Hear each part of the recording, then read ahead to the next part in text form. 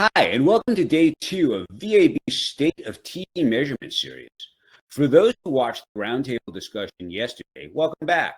And for anyone who's just joining us on the series, you can find yesterday's sessions right on the VAB website.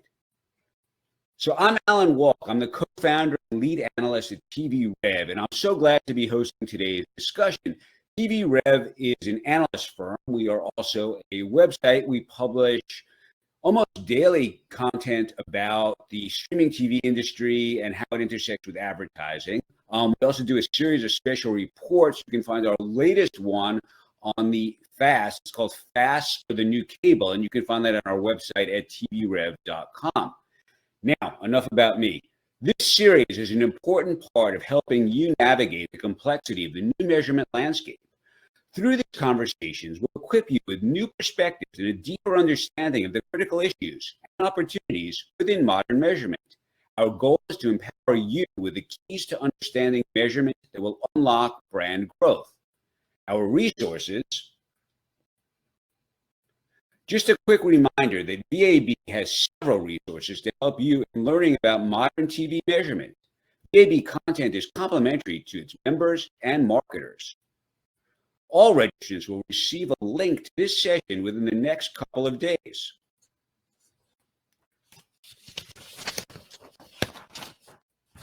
And now it is my pleasure to introduce our speakers. So today's focus is on measurement and currency and why each is essential for driving growth. To join me in this discussion, I'm thrilled to welcome Stuart Schwartzapfel, who's Senior Vice President of Media Partnerships at iSpot. Lauren Firebaugh, Senior Director of Customer and Market Insights at SalesForce. And Ben Howell, Vice President of Global Brand Media at SalesForce. So, thank you all for joining us, and let's take it away. So, I'm going to start off with you, Ben, because I'm curious about this. What was the impetus behind SalesForce deciding to ramp up its presence in television? So what were you guys hoping to accomplish by sort of going big on TV? What was the goal? Great question. And we'll get into more of the details on it. I think from a really high level, it's a focus on brand awareness for SalesForce overall. Like, how do we get the message out of who we are, what we do, and why that's important to the largest possible audiences? And that concept of audiences is hugely important here too. Like, how do you get that message out to the largest set of people in the best possible way and do as much as you can to sort of understand that audience and its makeup. Obviously, for a B2B company, business decision makers is hugely important for us. And TV is still one of the greatest ways to get your message out to the largest possible set of business decision makers. As part of an integrated campaign, it was something we needed to do, and we really wanted to make sure we did it right. So it was a logical step for us and one we've been really happy with. Great. So you're sort of thinking, okay, we're just going to take our branding and our stuff to the next level. We need to be on TV to kind of make it big. So Lauren, was there a concern, given that you guys have been spending so much time on digital, which has all these great metrics, that TV, didn't have the kind of metrics that you were looking for? I think it was not as much a concern that we didn't have the metrics we were looking for, but part of the campaign that we launched, which coincided with our partnership with iSpot, was part of our 7-year partnership and sponsorship of the Olympic Games. So SalesForce entered into a 7-year partnership with the Games, and as a proud partner of Team USA, we knew we were going to be seeing more of our ads and more of our creative on television, and we would need a way to track those ads, track the impressions that came along with those ads, and really just look at what is the optimal kind of trafficking of what we were doing and the impact we were having as a result. Right. And how are you, what sort of impact were you looking for? Like, what kind of stuff, were you considering a win on that? Yeah, I don't know that we necessarily had target goals in mind. As Ben said just a moment ago, for us, it was about really raising awareness overall of both our brand and the partnership that we had formed with the Olympics over the next 7 years. But we certainly needed a way to really measure deeply what was happening in TV space, as well as on-demand video and streaming. Got you. Now, Stu, they were part of this test and learn that was going on with NBCU and iSpot. So can you sort of explain to the audience a little bit what that was about and why iSpot was involved in it. Yeah, so the Test and Learn was an expansive group of innovative advertisers and their agencies that partnered up with NBCU and iSpot to essentially try out, for lack of a better word, a new currency, and that would be iSpot, in a non-guaranteed way, right? Just as kind of an incremental value add to their Olympic buys. This was cross-platform in nature. So iSpot actually provided advertisers with dashboard access so that they could see how their campaign was unfolding in near real time. That's the kind of tactical answer to your question. I would say more holistically, what NBC's vision was that we were kind of really proud to be a part of was, what if advertisers could be given something to the effect of total audience measurement on a 48-hour lag for one of the biggest tentpoles of the year, right?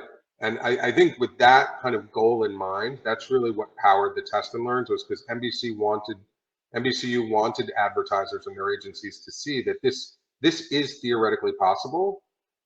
It's not a clone to Nielsen, but from a rapid response standpoint and from a cross-platform standpoint, this technology and this infrastructure is in place with companies like iSpot today, and we can do it at scale, and we can do it for big brands. So that was really the main goal behind the Test and Learns, but it was an awesome experience.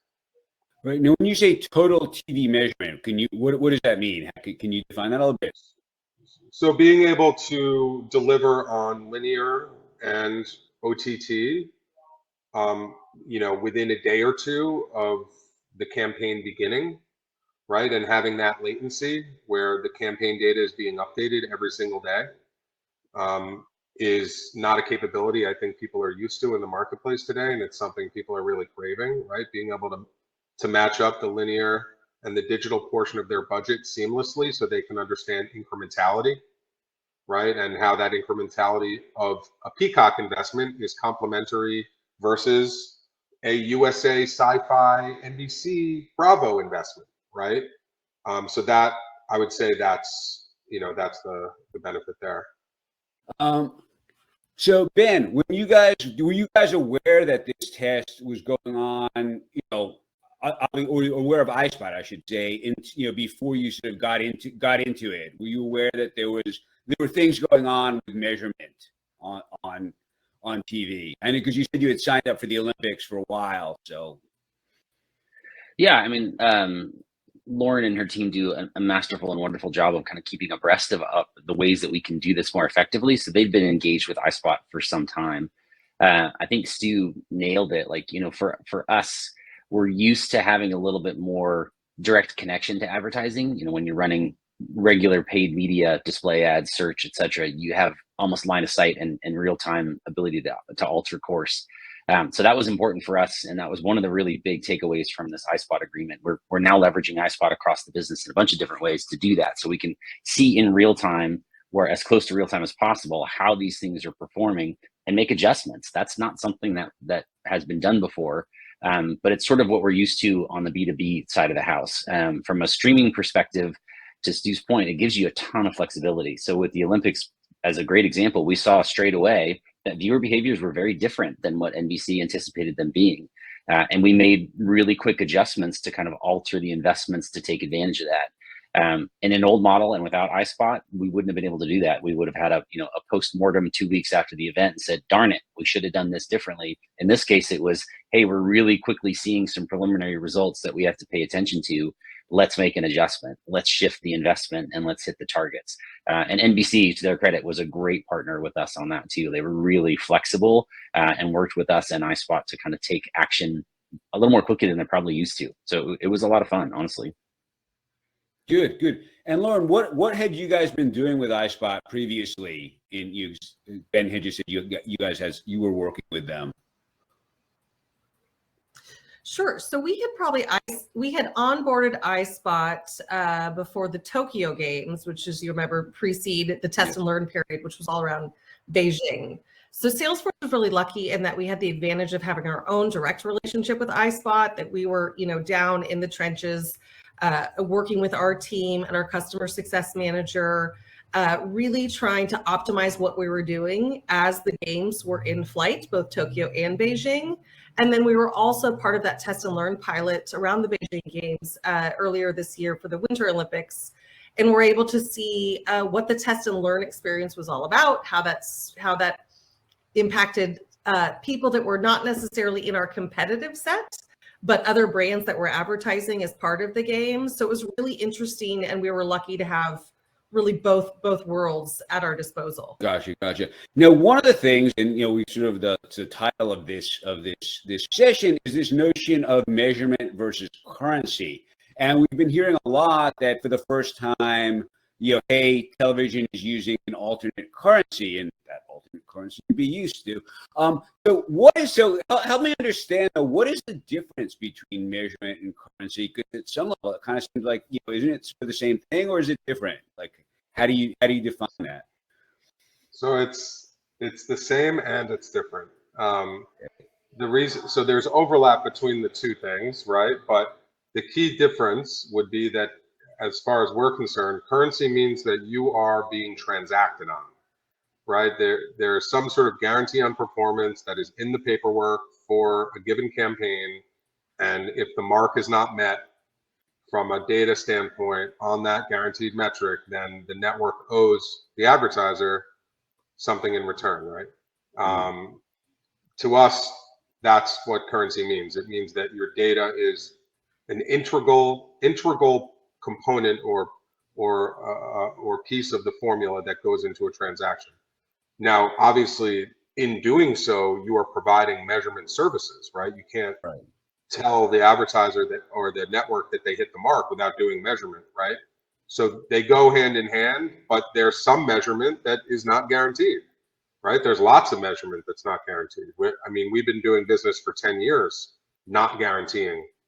But it doesn't mean it's not a critical data stream, or it's not influencing a decision, or it's not playing a key role in the organization. It just means that, quite literally, when you look at the paperwork, what is the metric being guaranteed on?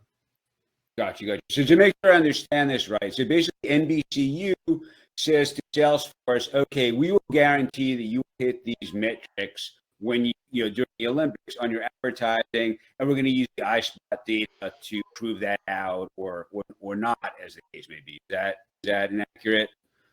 Yeah, sort of. So there's like this proper noun that's being used, I feel like now, called like a shadow metric or something to that effect, which I think is kind of an interim step before people get comfortable with transacting on new currencies. So basically what NBC did was, in some cases, they removed guarantees altogether. Like, I think they did that to some extent on the Super Bowl. But then they also allowed for Nielsen guarantees to exist. But in either case, they gave the advertiser, as a gesture and as an investment in their belief in the future of a multi-currency world, they said, hey, listen, we're going to give you access to a state-of-the-art dashboard that's going to give you cross-platform measurement for your campaign on a very short delay. And you're going to use this so you can get to know a new data set, and to also get to know a new use case that you didn't previously think was possible. So while during the Olympic test and learn time period, we were not being physically transacted on, but I think Kelly Apkarian and the team at NBCU saw it as a baby step to getting towards being able to transact at scale on a new currency, because you have to get people comfortable before they're willing to, put money on the line. So yeah, that's what I would say. Yeah, that makes sense. So now, Lauren, for you guys, like, what was in it for you to be part of this test? Like, what were you getting out of this notion that, oh, we're using an alternate currency, or we're testing an alternate currency, as the case may be? Like, what were some of the benefits from SalesForce's point of view? Sure. So prior to the Olympics, we would look at iSpot to look at maybe one of our competitors was running an interesting ad. So we'd say, oh, well, how is that doing? What kind of impressions are they getting? What kind of wear is transpiring on that ad? Do people like it? Are they sticking with it, paying attention to it? Just little insights that we would glean there. But once the game started, we had a whole different competitive set. So let's say Salesforce is looking at ourselves and maybe 8 to 10 other brands of interests.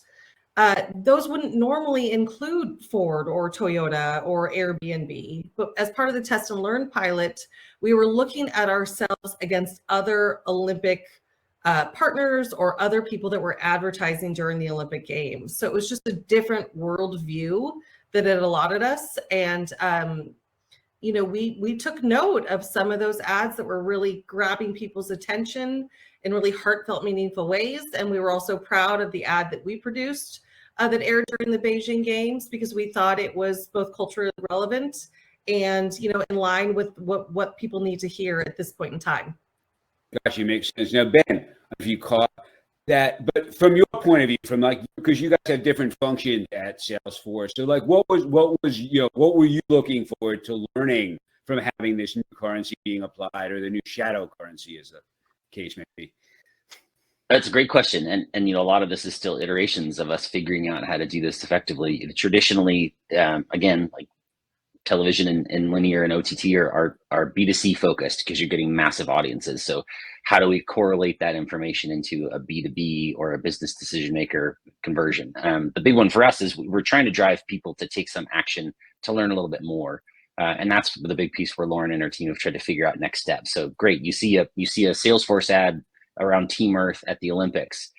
You're probably watching that in a completely different context than your day job. You're watching it with your family, you're looking at sport, it's nationalistic, it's all sorts of really great things. How do we correlate that ad for our company into an action that you take to learn a little bit more about who we are, what we do, and why this ad is relevant to you? So if we can convert that linear OTT experience to an online experience through a website or through a search or through any kind of organic traffic, that's where we start to quantify. To Stu's point, we still work in a CPM or an impressions or a frequency and reach world. Those are the models that we're used to. But if we can start to look at ways to say, okay, I'm going to sign up for a number of people that are going to see this ad. How do I correlate that to a number of people that are going to search for my company or go to our website or take activities to look at our products? That's where we start to see some really interesting correlations on the business side. So difficult to measure, but we're learning a lot more about how that causality actually functions. And then you start to build these really nice pathways. Like, we know if we show this ad during this show to this audience at this time, we can expect to see this much outcome as a result. And the more we do it, the better we get, and the more predictable it becomes, which is the lovely spot to. So Stu, that's a really interesting point, from my POV, because for years, and I'm still going to throw this over to you as to how it plays into sort of iSpot's strength, because for years, big brands have used television just to create awareness. They haven't been too concerned with website visits or taking action, whatever. It's like, Nike just do it spots, or feel good about Nike, and if in 3 years from now you decide to take up running, maybe you'll look at Nike running shoes. That was kind of the metric. But here we have much more concrete metrics. So how does that play into iSpot's strengths and what you offer versus, say, other currency providers? Yeah, I think the one thing that networks all agree on is that they want to spend less money counting audiences, right? The amount of money that a network invests with a company like Nielsen on an annual basis to literally count how many people might have seen something. Notice I said might have seen something, right? Because then there's a whole nother layer of analytics around the attention and the viewability, and right. So spending all these hundreds of millions of dollars to measure how many people counted something comes at the expense of innovation, right? If the network spent less money counting, they could spend more money attributing to sales and KPIs that matter to brands like Salesforce and Nike, like you mentioned, how many sneakers were sold. I would also say, like Lauren mentioned, viewability, right? Attention. These are important factors, right? Because they further validate how many of those eyeballs are actually verified eyeballs or high quality eyeballs, right? So when you look at our suite of media measurement products, which does include attention and the creative wear out metric, like Lauren said, but then also our suite of attribution products, which we've been selling to the market at scale to literally hundreds of brands and networks for the last, excuse me, 6-7 years across a host of KPIs. You want to convert to website traffic? Do you want to convert to app downloads? Do you want to convert to box office conversion via our partnership with Fandango? Do you want to look at retail foot traffic via our partnership with Place IQ? Perhaps you care about CPG via our partnership with Oracle. So we have a number of KPIs within our attribution suite, depending upon what kind of customer we're talking about. So yeah, so I would say iSpot has a nice kind of measurement solution for each of these metrics and use cases that Ben and Lauren are referencing, which I guess is no coincidence because they're clients. So. No, that's great. That's great. I do want to ask you both, Ben and Lauren. I'll start with Lauren. Now that you've seen this in action, are you going to be more open to this notion of alternate currencies? And do you think it's a good thing? And why? The multi-part question. Absolutely. Absolutely. We're open to it.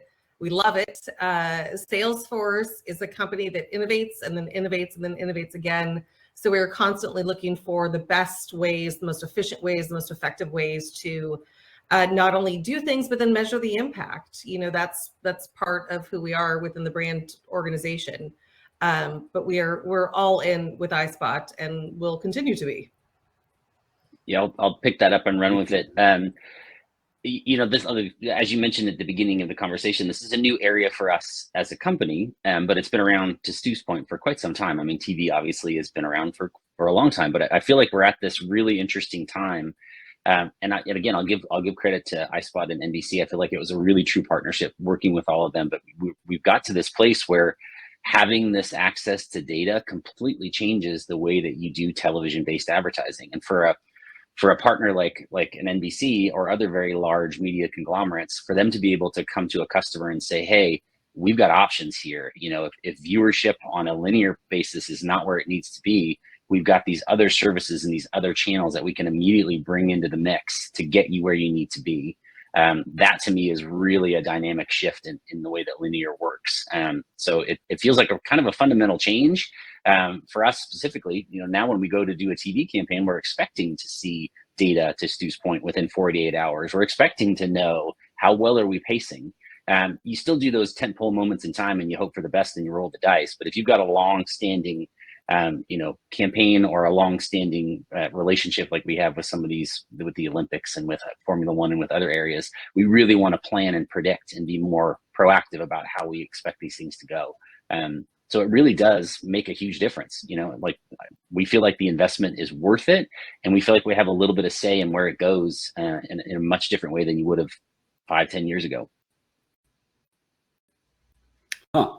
That's interesting. So now you guys also so I assume that sort of combining what you're doing with digital with what you're doing with TV is a big jump forward, because my understanding is that for years you really could never sort of figure that out, or that they were sort of two different metrics. You had to sort of do some magic. Like Lauren, I take it that's your end of the deal. Like, how much easier does this make your life and make sort of understanding how all this is working now that you're getting these sort of deeper metrics from television?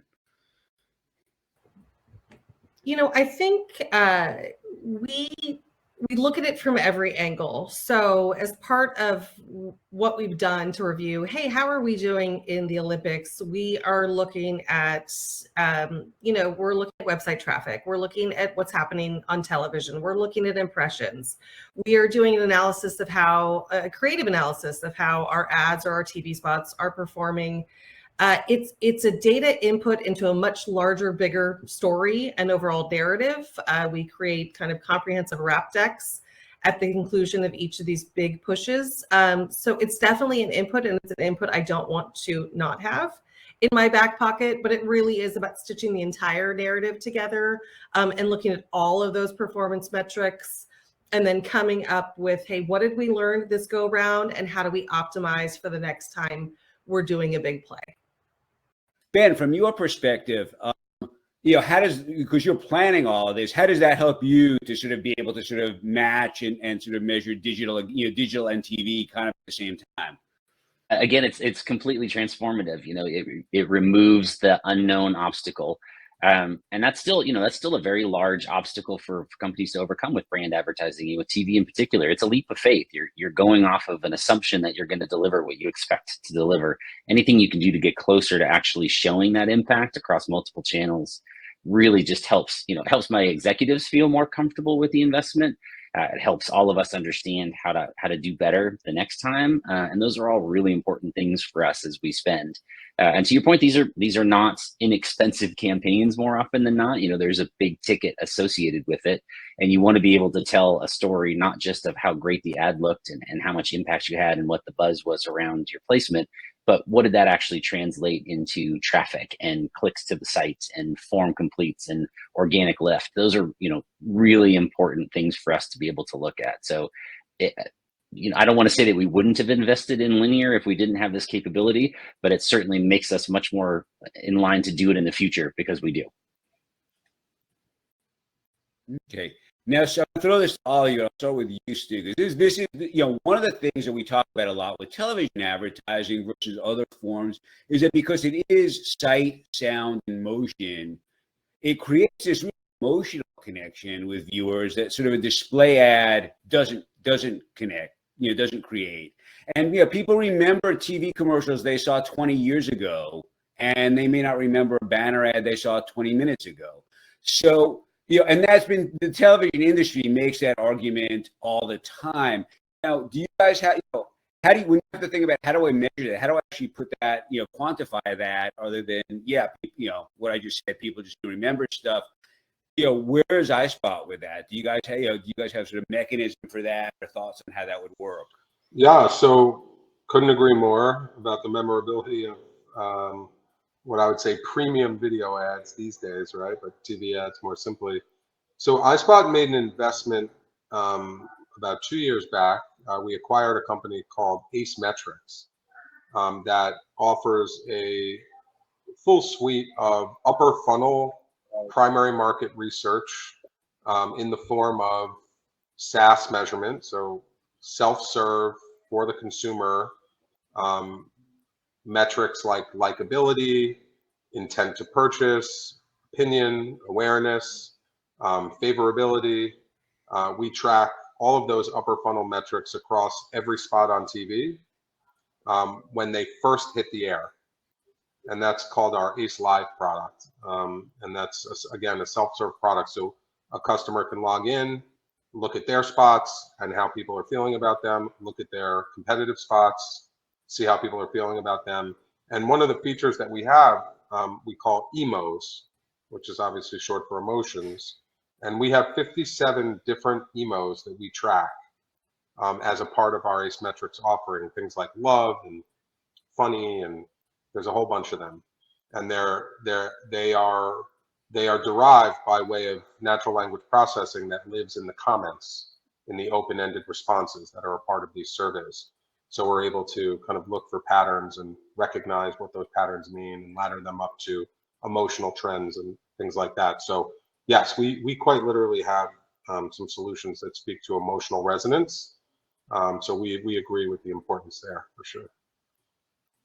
Yeah. Okay. Now, Ben, I noticed you were smiling when I was saying that. So, well, I mean, I don't want to hype up the Super Bowl, but that this is the first time in a long time that we've been a part of the Super Bowl. But to Stu's point, that is, it was really interesting to see, you get a massive initial audience. There's a lot of people watching that event, but there's an expectation around the commercials now that carries on well after the Super Bowl. So we got lift for a week to 2 weeks after the Super Bowl with just the conversations around which commercials were best, which ones fell flat. Even if your commercial bombed, you're still getting a lot of the comments and the emotional connection that Stu's mentioning that carries a long way through.